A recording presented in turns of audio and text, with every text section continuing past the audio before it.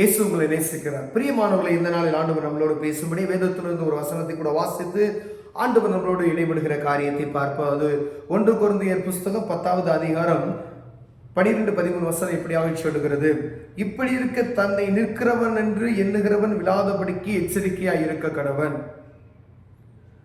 மனுஷருக்கு நேரிடுகிற சோதனையை அல்லாமல் வேறொரு சோதனை உங்களுக்கு நேரிடவில்லை. தேவன் உண்மையுள்ளவராய் இருக்கிறார்.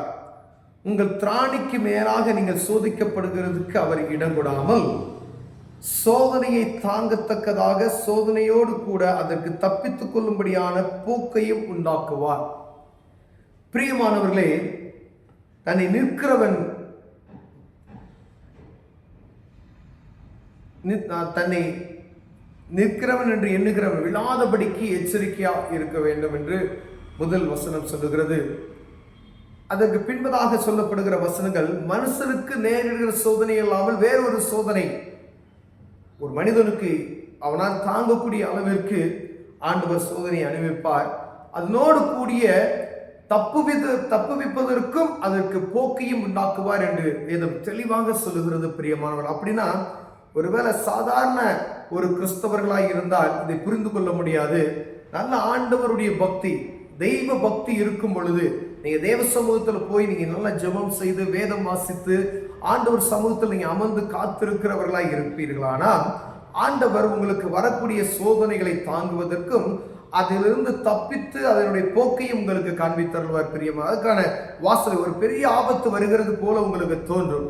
அதிலிருந்து தப்பி செல்வதற்கு அந்த பாதையை உங்களுக்கு ஆண்டவர் காண்பிப்பார் என்று தெளிவாக சொல்லுகிறது.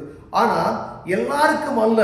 நல்லா தெரிஞ்சுக்கணும், ஆண்டவர் கிறிஸ்தவனாய் இருப்பது நிமித்தமாய் ஒரு சோதனையை அநேக பேர் சொல்லுவாங்க, கடவுள் எனக்கு கண்ணே இல்லையா அப்படின்னு சொல்லுவாங்க. அவ்வளோ சோதனைகள், அவ்வளோ பாருங்கள், அடுத்தடுத்த அடிகள், அடுத்தடுத்த பிரச்சனைகள், குடும்பத்துல பிள்ளைகள் நிமித்தமாய், கணவன் நிமித்தமாய், மனைவி நிமித்தமாய், வியாபாரத்து நிமித்தம் பல பிரச்சனைகள் வந்து கொண்டே இருக்கிறதே, என்ன செய்வது என்று தெரியாது.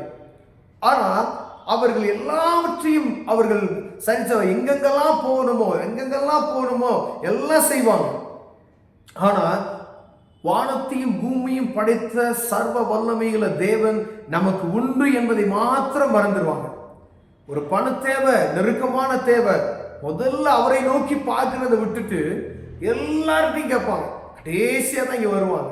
ஒரு பலவீனம், ஐயா ஒண்ணுமே முடியாது, டாக்டரால முடியல அப்படின்னு சொன்னா எல்லா இடத்துலையும் போவாங்க. கடைசியில் என்ன செய்வாங்க? ஆண்டவர்கிட்ட வருவாங்க. வேதத்துல பெரும்பாடு உள்ள ஸ்திரீ அவர் ஆஸ்திகளை பூரா செலவு செய்து ஒண்ணுமே முடியாத பட்சத்துக்கு கூட்டத்தில் ஆடையை தொட்டால் சுகம் பெற்றால் என்று வேதம் சொல்லுகிறது. பிரியமானவர்களே, அப்ப எல்லா ஆஸ்தி எல்லாம் காலி வரைக்கும், எல்லாம் நம்முடைய பலன், நம்முடைய ஜீவன் எல்லாம் சோர்ந்து போக வரைக்கும் அழிந்து திரிகிறோம். கடைசியில தான் தேவ சமூகத்தில் ஆண்டவர் சொல்லுகிறார், அவரை அறிந்து கொண்ட பிள்ளைகளுக்கு. அதான் நீங்க கிறிஸ்தவர்களா இருப்பது பேர் வச்சுக்கிட்டு இருக்கிறது இல்லை. நீங்க ஒரு கிறிஸ்தவர்கள் என்றால் சொன்னா டெய்லி நம்ம ஜெபம் செய்யணும், டெய்லி வேதம் வாசிக்கணும், ஆலயத்துக்கு போவது மாத்திரமல்ல, வீட்லையும் ஆண்டவருடைய நாமத்தை நம்ம மகிமைப்படுத்தி கொண்டே இருக்கணும். ஒரு முதல்ல அவர் தான் நமக்கு, ரெண்டாவது தான் பிசினஸ், ரெண்டாவது தான் குடும்பம், ரெண்டாவது தான் எல்லாமே ரெண்டாவதா தான் இருக்கணும். ஃபர்ஸ்ட் தேவ பிரசன்னம் தான். அவர் இல்லாதபடி நம்ம ஒன்றுமே செய்ய முடியாது, அணுவும் அசையாது என்று வேதம் சொல்லுகிறது. பிரியமானவர்களே, அப்படிப்பட்டவர்களுக்கு தான் ஆண்டவர் போக்கையும், ஒரு ஆபத்து வருதுன்னா அதில் தப்பித்துக் கொள்வதற்கான வழியையும் அவர் காண்பிப்பார்.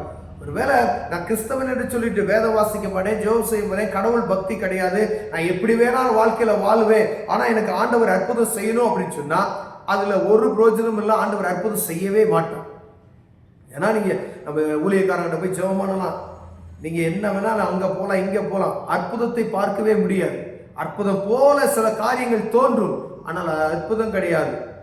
ஆண்டவர் கொடுக்கிறதே அற்புதம்.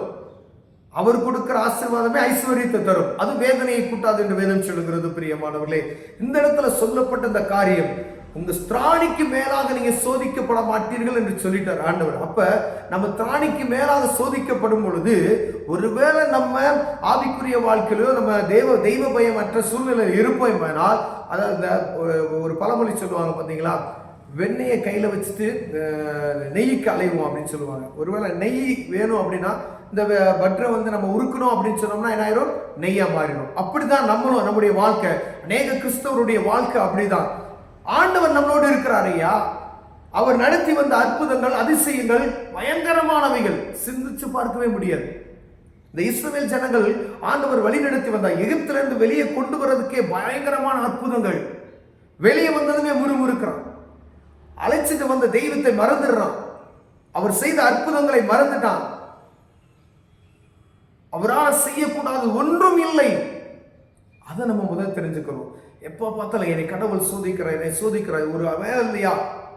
எந்த ஒரு காரியம் பதறாதபடிக்கு விசுவாசியோ பதறான் என்று வேதம் சொல்லுகிறது. பிரியமானவர்களே, நீங்க எந்த குறிச்சும் கவலைப்படாம எல்லாவித ஸ்தோத்திரத்தோடு கூடிய விண்ணப்பத்தை அவருக்கு நீங்க தெரியப்படுத்துவீர்கள். ஆனால் ஆண்டவர் உங்களுடைய சோதனையிலிருந்து தப்பிக்குவதற்கு வழியை திறந்து தருவார்.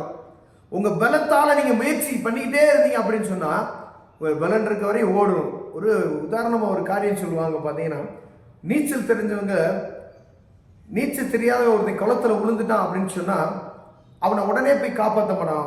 ஒரு இப்படியாக சொல்றாங்க. ஒரு இடத்துல ஒரு பையன் விழுந்துட்டான்.